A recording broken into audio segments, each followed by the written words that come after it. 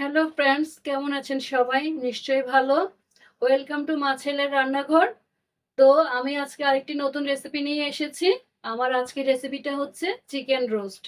তো বন্ধুরা, chicken roast তৈরি করার জন্য আমার আজকে এখানে যে উপকরণগুলো লাগছে আমি আজকে সেগুলো আপনাদেরকে একে একে দেখিয়ে দিচ্ছি। তো আমার এখানে যা উপকরণ লাগছে আমি দেখিয়ে দিচ্ছি। আমি এখানে পেঁয়াজ রসুন একসাথে ব্লেন্ডারে ব্লেন্ড করে নিয়েছি। এখানে আমি আদা এবং কাঁচা লঙ্কা একসাথে ব্লেন্ডারে ব্লেন্ড করে নিয়েছি। আর এখানে নিয়েছি আমি টক দই। এই টক দইটা আমার ঘরে বসানো টক দই। আর লাগছে এখানে কুচনো পেঁয়াজ। আমরা যেহেতু রোস্ট রান্না করব, রোস্টে পেঁয়াজ একটু বেশি লাগে, এই কারণে আমি প্রথমে কুচনো পেঁয়াজ দেব, এরপর আমি ব্লেন্ড করা পেঁয়াজ দেব। তো আমার যে আর বাকি উপকরণ মশলাপাতিগুলো লাগছে সেগুলো হচ্ছে লবণ, মরিচের গুঁড়া, জিরার গুঁড়া। তো আর লাগছে টমেটো সস, আর এখানে আছে লিকুইড দুধ। আমার যেহেতু আমি রোস্ট রান্না করব সেহেতু আমার গুঁড়া দুধ লাগছে, লিকুইড দুধ লাগছে। আর মেন যে মোস্ট ইম্পর্টেন্ট ইনগ্রিডিয়েন্ট সেটা হচ্ছে রোস্টের মশলা। তো বন্ধুরা, আমি এখানে রাঁধুনি রেডিমিক্স রোস্ট মশলার প্যাকেটটা নিয়েছি। এই মশলাটা দিয়ে আজকে আমি রোস্টটা রান্না করব। আমরা আজকে একটা গোটা মুরগি নিয়েছি। এই গোটা মুরগিটাকে আমরা 4 পিস করে নিয়েছি। এই 4 পিস মুরগি দিয়ে আজকে আমরা রোস্টটা তৈরি করব। তো চলুন আমরা দেরি না করে মুরগিটা ম্যারিনেশন করে নিই। আমরা শুরুতেই লবণ দিচ্ছি মুরগির মধ্যে, লবণটা দিলাম। এবারে আমি 2 স্লাইস লেবু দিয়ে মুরগিটা ম্যারিনেট করে রাখবো। লেবুটাকে আমি চিপে মুরগির পিছের মধ্যে দিলাম। এবারে আমি মুরগিটাকে একটু ভালো করে মাখিয়ে নিচ্ছি। মুরগিটাকে মাখিয়ে নিয়ে আমরা 15 থেকে 20 মিনিট মুরগিটাকে রেস্টে রাখবো। এরপরে আমরা মুরগিটা রান্নার পর্বে চলে যাব। এবারে আমরা মুরগিগুলোকে 15 থেকে 20 মিনিটের জন্য রেস্টে রেখে দেবো। মুরগিগুলোকে ঢেকে আমি 15 থেকে 20 মিনিটের জন্য ঢেকে দিই। আমরা 30 থেকে 40 মিনিটের মতো আমরা চিকেনের পিসগুলোকে ম্যারিনেট করে রেখেছি। এবারে আমরা চিকেনের পিসগুলোকে হালকা করে কড়াইতে ভেজে নেব। তো চলুন আমরা চিকেন রোস্ট রান্না করা শুরু করি। এখানে চুলায় একটা পাতিল বসিয়ে দিয়েছি। পাতিলটা গরম হলে পরে আমরা পাতিলের মধ্যে তেল দেব।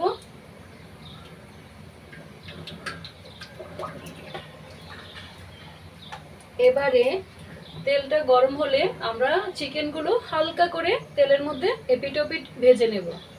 তো আমরা তেলটা গরম হওয়া পর্যন্ত অপেক্ষা করছি। আমার তেলটা গরম হয়ে গিয়েছে। এবারে আমি চিকেনের পিসগুলো তেলের মধ্যে দিয়ে দিচ্ছি।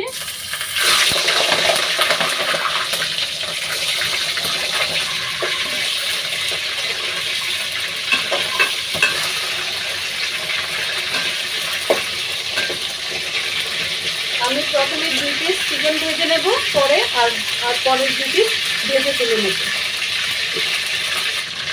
একটু হালকা ব্রাউন কালার হলেই আমরা চিকেনগুলো তেল থেকে তুলে নেব। বন্ধুরা, এই পর্যায়ে কিন্তু আমরা চিকেনটা কিন্তু বেশি ভাজবো না। আমরা যদি চিকেনটা বেশি ভাজি তাহলে কিন্তু চিকেনটা শক্ত হয়ে যাবে। এই জন্য আমরা চিকেনটা হালকা করে ভেজে নেব। বন্ধুরা, আমি পরের যে 2টা পিস ছিল সেই 2টা পিস দিয়ে বাকি চিকেনগুলো ভেজে নিচ্ছে। এই পর্যায়ে আমাদের গ্যাসের ফ্লেম কিন্তু মিডিয়ামে রাখতে হবে। মিডিয়ামে রেখে মিডিয়াম থেকে একটু কমে রাখতে হবে। একটু কমে রেখে আমরা চিকেনগুলো হালকা করে ভেজে নিচ্ছি।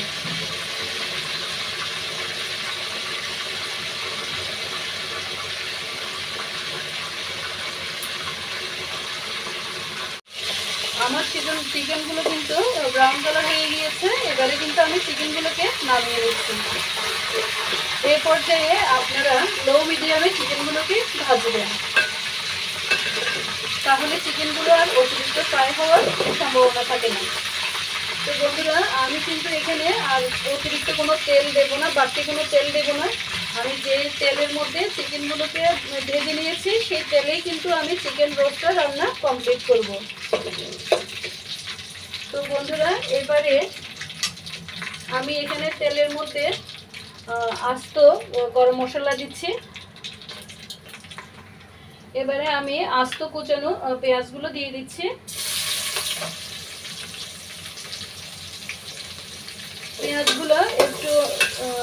একটু ভাজি হয়ে আসলে আমি এখানে বাকি যে মশলাগুলো ব্লেন্ড করে রেখেছিলাম সেই মশলাগুলো দিয়ে দেব। আমার পেঁয়াজটা কিন্তু ভাজি হয়ে গেছে, আমার পেঁয়াজটা মোটামুটি ভাজি হয়ে গেছে। এবারে আমি যে পেঁয়াজ রসুনটা ব্লেন্ডারে ব্লেন্ড করে রেখেছিলাম সেই ব্লেন্ড করা পেঁয়াজ রসুনগুলো দিয়ে দিলাম।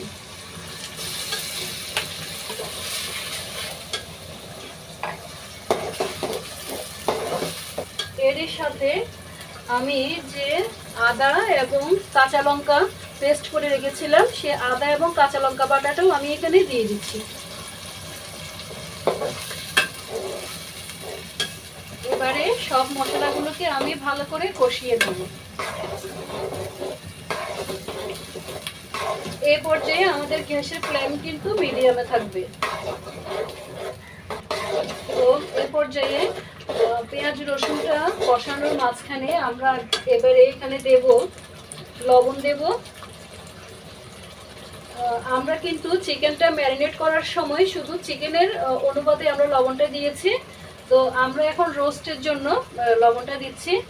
আমি এখানে এক চামচ এবং হাফ চামচের মতো লবণ এখানে দিলাম। এবারে দিচ্ছি আমি এখানে জিরার গুঁড়া, আমি এখানে 1 চা চামচ এবং হাফ চা চামচ জিরার গুঁড়া দিলাম। এবারে আমি এখানে অল্প মরিচের গুঁড়া দিচ্ছি। আসলে আমরা যখন আদা এবং কাঁচা লঙ্কা বাটাটা দিয়েছিলাম তখনই কিন্তু আমরা কাঁচা লঙ্কা বাটা দিয়েছি, তো সেহেতু আমি এখানে মরিচের গুঁড়াটা অল্প করে দেব। আর সাধারণত আমরা রোস্টের ঝালটা কমই খাই। এবারে সবগুলো মশলা আমি ভালো করে কষিয়ে নিচ্ছি। এই পর্যায়ে আমরা আমাদের পেঁয়াজ রসুনটা মশলাটা মোটামুটি কষানো হয়ে গিয়েছে। এ পর্যায়ে আমি যে টমেটো সসটা রেখেছিলাম রোস্টের জন্য সেই টমেটো সসটা এখন দিয়ে দিচ্ছি। টমেটো সসটা দিয়ে আমি মশলাটা আর একটু ভালো করে নেড়ে চেড়ে দিচ্ছি। আমি এখানে একটু যে বাটিটার মধ্যে আমরা পেঁয়াজ রসুনটা ব্লেন্ড করে রেখেছিলাম সেই বাটিটা ধুয়ে আমি এখানে একটু পানি দিচ্ছি। পানিটা দেওয়ার অর্থ হচ্ছে যাতে মশলাটা পুড়ে না যায়। এবারে মশলাটা কষতে কষতে আমি রোস্টের যে মশলাটা আছে সেই মশলাটা টক দইয়ের মধ্যে ফেটিয়ে দিই। আমরা এ পর্যায়ে আমরা টক দইটা ভালো করে ফেটিয়ে নিচ্ছি।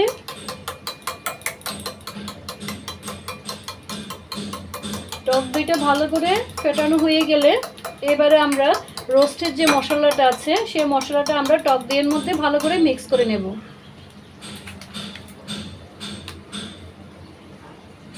আমরা মাংসের রেডিমিক্স যে রোস্টের মশলাটা এখানে ইউজ করছি সেই মশলাটা আমি এখন টক দইয়ের মধ্যে ভালো করে মিক্স করে নেব।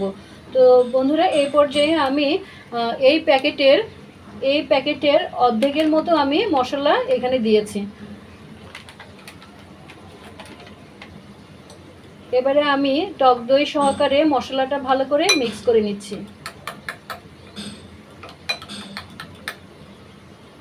এবারে আমরা এই মশলাটা রোস্টের মধ্যে দিয়ে দেব।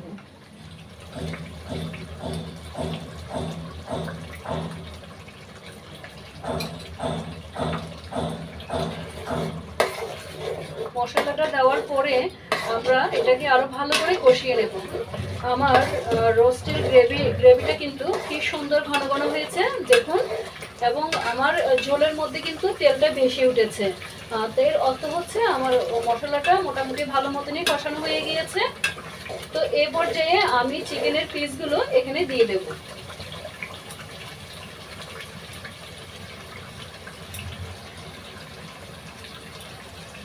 এবারে আমরা চিকেনের পিসগুলো ঝোলের মধ্যে উল্টে পাল্টে দিচ্ছি।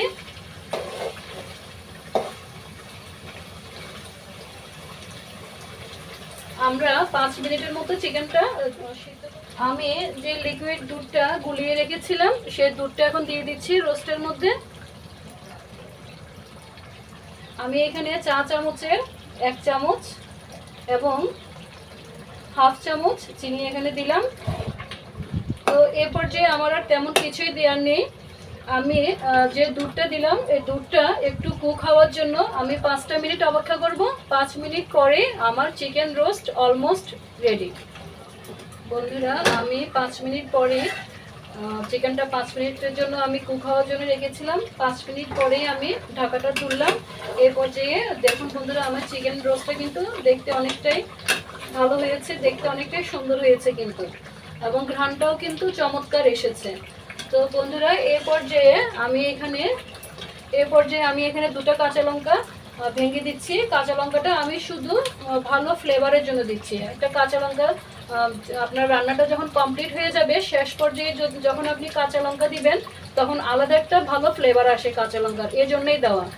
তো এই পর্যায়ে আমি আর যেটা দেব সেটা হচ্ছে আমি এখানে কিছু পেঁয়াজ বেরেস্তা করেছি। পেঁয়াজ বেরেস্তা আমি এখানে এখন দিয়ে দিচ্ছি।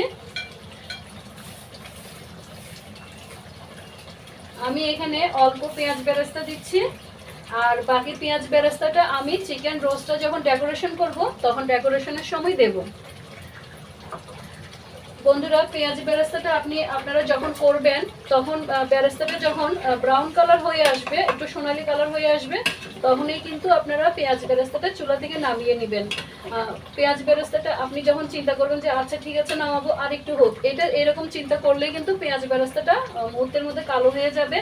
ওই যে আমরা যখন দুধ বসাই, দুধে বলক আসে, মানে আমাদের চোখের পলকের মধ্যে দুধটা বলক উঠে যায়, দুধটা পড়ে যায়, ঠিক সেরকম।